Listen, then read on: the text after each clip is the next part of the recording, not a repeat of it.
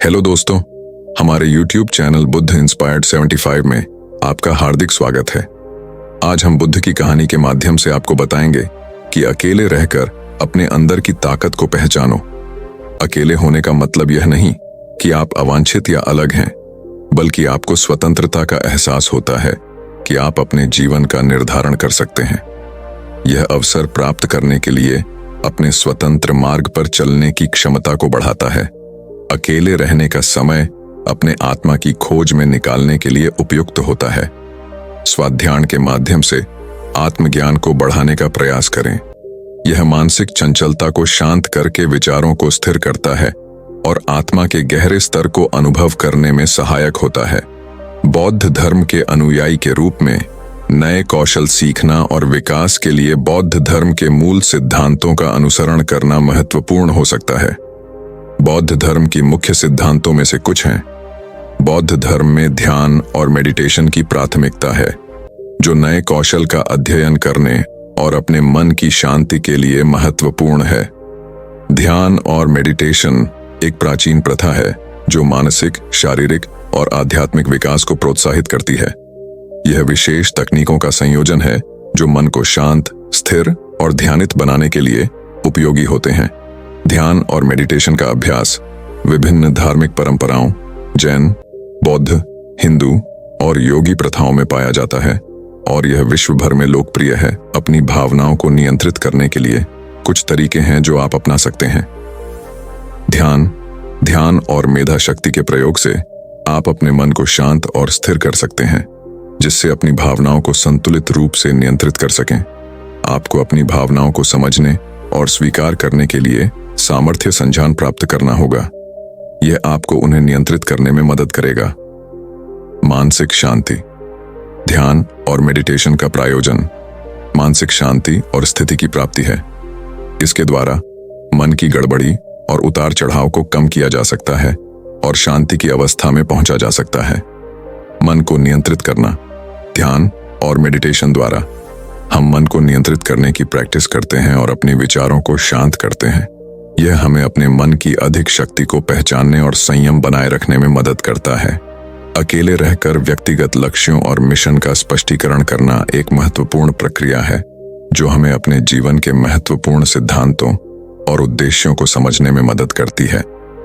यह हमें एक निर्दिष्ट दिशा और उद्देश्यों की प्राप्ति के लिए एक निर्दिष्ट रास्ता चुनने में मदद करता है। निम्नलिखित हैं कुछ महत्वपूर्ण चरण जो इस प्रक्रिया को संपन्न करने में मदद कर सकते हैं। लक्ष्यों का निर्धारण। फिर हमें अपने जीवन में क्या हासिल करना चाहते हैं उसे निर्धारित करना होगा। ये लक्ष्य हो सकते हैं संबंधित क्षेत्र में विकास, करियर की उन्नति, स्वास्थ्य और विकास, या व्यक्तिगत संतुष्टि में सुधार। मिशन का स्पष्टीकरण। लक्ष्यों को प्राप्त करने के लिए हमें अपने मिशन को स्पष्टीकरण करना होगा। यह मिशन हमारे लक्ष्यों को प्राप्त करने के लिए हमारी दृष्टि, कार्रवाई और योजना को निर्दिष्ट करता है। उत्कृष्टता की दृष्टि। अपने मिशन को समाप्त करने के लिए हमें उत्कृष्टता की दृष्टि रखनी चाहिए। हमें अपने काम में पूरी मेहनत, संघर्ष और समर्पण के साथ कार्रवाई करनी चाहिए। स्थिरता और निर्धारित लक्ष्यों पर ध्यान। अकेले रहकर व्यक्तिगत लक्ष्यों को प्राप्त करने के लिए हमें स्थिरता और ध्यान के साथ काम करना होगा। हमें निरंतरता और अवधारणा के साथ काम करते रहना होगा। इन चरणों का पालन करते हुए हम अपने व्यक्तिगत लक्ष्यों और मिशन को स्पष्टीकरण कर सकते हैं और अपने जीवन को एक संदर्भ में मानवीय विकास और समृद्धि की दिशा में अग्रसर रख सकते हैं। स्वयं की पहचान। सबसे पहले हमें अपने स्वयं को समझना होगा। हमें अपनी प्राथमिकताओं, रुचियों और प्राथमिक उत्कृष्टताओं को ध्यान में रखकर अपनी पहचान करनी चाहिए। स्वास्थ्यपूर्ण मानसिकता। ध्यान और मेडिटेशन विधियों का पालन करने से हमारी मानसिक स्वास्थ्य बेहतर होती है। यह हमें स्वस्थ मानसिकता, धैर्य और स्थिरता प्राप्त करने में मदद करता है। तनाव कम करना। ध्यान और मेडिटेशन के अभ्यास से हमारा तनाव कम होता है और हम अपने दिनचर्या में अधिक संतुलित और शांत होते हैं। संज्ञान का विकास। ध्यान और मेडिटेशन से हमारा संज्ञान बढ़ता है और हम अपने आसपास की चीजों को अधिक सावधानी से देखने और समझने में सक्षम होते हैं। स्थायित्व। ध्यान और मेडिटेशन का अभ्यास मन को स्थिर और स्थितिगत बनाता है, जिससे संवेदनशीलता और ध्यान की क्षमता में सुधार होती है। ध्यान की क्षमता। स्थितिगतता का अभ्यास हमें ध्यान की क्षमता में सुधार करता है। हम अपने ध्यान को एक ध्येय पर स्थिर रखने की क्षमता को विकसित करते हैं और अपने कार्यों में अधिक विचारशील और उत्कृष्ट होते हैं। आत्म साक्षात्कार। स्थितिगतता का अभ्यास हमें अपने आत्मा का साक्षात्कार करने में मदद करता है।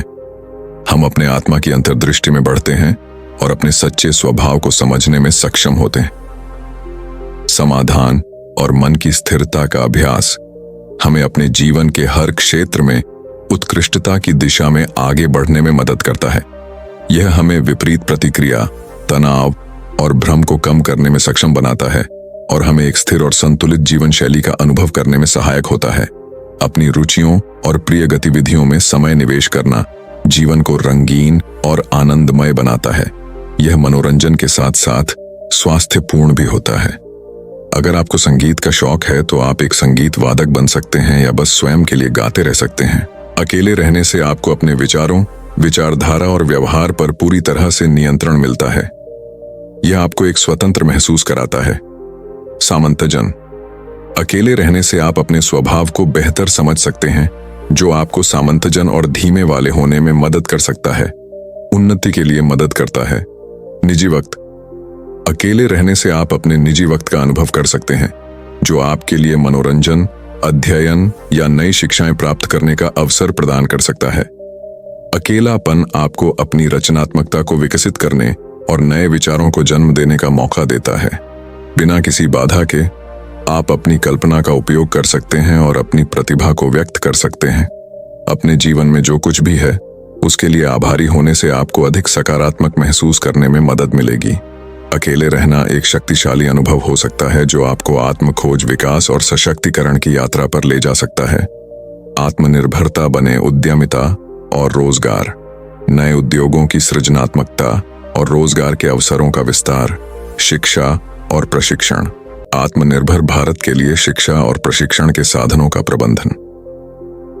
कृषि और कृषि तकनीक। खेती में नवाचार और कृषि तकनीक के माध्यम से आत्मनिर्भरता की बढ़ती आवश्यकता। स्वास्थ्य और आरोग्य। स्वास्थ्य सेवाओं की सुगमता और आरोग्य संरक्षण की सुनिश्चितता। ऊर्जा स्वतंत्रता। विभिन्न ऊर्जा स्रोतों के माध्यम से ऊर्जा स्वतंत्रता की प्रोत्साहन। नगरीय विकास और परिवहन। सार्वजनिक परिवहन और नगरीय बुनियादी सुविधाओं के विकास में स्वायत्तता। पर्यावरण संरक्षण, प्रदूषण नियंत्रण, जल संरक्षण और पर्यावरण संरक्षण के उपायों का प्रबंधन। विज्ञान और प्रौद्योगिकी। वैज्ञानिक अनुसंधान और प्रौद्योगिकी आविष्कारों के माध्यम से तकनीकी निर्माण। सामाजिक न्याय और समानता। सामाजिक न्याय और समानता के माध्यम से समृद्धि का आधिकारिक और न्यायिक बांधन। अपनी रुचि के अनुसार किताबें पढ़ना और नए ज्ञान का अध्ययन करना एक बहुत ही सत्यापित और संतोषजनक तरीका है अपने मन को स्थिर और प्रशांत रखने के लिए। यह एक अद्वितीय अनुभव प्रदान करता है, जिसमें हम नए विश्व को खोलते हैं, विभिन्न विचारों को समझते हैं और स्वयं के विकास का संचार करते हैं। किताबें हमें अलग अलग विषयों में ज्ञान और अनुभव प्रदान करती हैं, जैसे कि इतिहास, विज्ञान, साहित्य, प्रेरणात्मक किताबें, स्वास्थ्य, आत्मसमझ और ध्यान। इन सभी क्षेत्रों में पढ़ने से हमारा मानविकी विकास होता है और हम एक बेहतर और समझदार व्यक्ति बनते हैं। इस तरीके से किताबें हमारे मानसिक और आत्मिक विकास में महत्वपूर्ण भूमिका निभाती हैं और हमें अपने जीवन की नई दिशा में ले जाती हैं। यह हमें नए और विश्वसनीय विचार प्रदान करती है और हमें एक उत्कृष्ट और समृद्ध जीवन जीने के लिए प्रेरित करती है। अतः किताबें पढ़ना और नए ज्ञान का अध्ययन करना एक सात्विक, संतोषजनक और समृद्ध जीवन का महत्वपूर्ण हिस्सा है। इससे हमारी सोचने की क्षमता में वृद्धि होती है, हमारी जिज्ञासा बढ़ती है और हमारे जीवन को गहराई से अर्थपूर्ण बनाने में मदद मिलती है। इसलिए हमें नियमित रूप से किताबें पढ़ने का समय निकालना चाहिए, ताकि हम स्वयं के विकास और समृद्धि की दिशा में अग्रसर रह सकें। बुद्ध के यह उद्धरण बताता है कि आत्मसमर्पण का मतलब है अपने आप को पूरी तरह से स्वीकार करना। ये उन्हें बताता है कि स्वीकार करना उस आत्मा को समझना है जो हम हैं, बिना किसी जुबानी या मानसिक आलोचना के। यह हमें अपने वास्तविक स्वरूप को समझने में मदद करता है और हमें अपने वास्तविक स्वभाव को स्वीकार करने के लिए प्रेरित करता है। इस तरीके से आत्मसमर्पण हमें स्वास्थ्य, संतुलन और आनंद की दिशा में अग्रसर करता। यह उद्धरण बुद्ध की एक महत्वपूर्ण बात को दर्शाता है कि अकेले होने का मतलब है अपने आंतरिक यात्रा पर जाना। जब हम अकेले होते हैं तो हम अपने विचारों, भावनाओं और अनुभवों के साथ अधिक संवेदनशील और उदार होते हैं। हम अपने अंतरंग स्वरूप को समझते हैं और अपने आत्मा के आवाज को सुनते हैं। जब हम अपने आंतरिक स्वरूप को समझते हैं तो हम सही राह पर होते हैं। हम अपने उद्देश्यों और लक्ष्यों को स्पष्ट रूप से देख सकते हैं और सही निर्णय लेने की क्षमता विकसित कर सकते हैं। अकेले होने के दौरान हम अपने आत्मा के साथ संवाद में रहते हैं और अपने मार्ग की पहचान करते हैं। इस तरह अकेलेपन हमें अपने जीवन के साथ सही संवाद और सही दिशा में आगे बढ़ने में मदद करता है। रोजाना ऐसी वीडियो देखने के लिए हमारी वीडियो को लाइक एंड चैनल को सब्सक्राइब करें। धन्यवाद।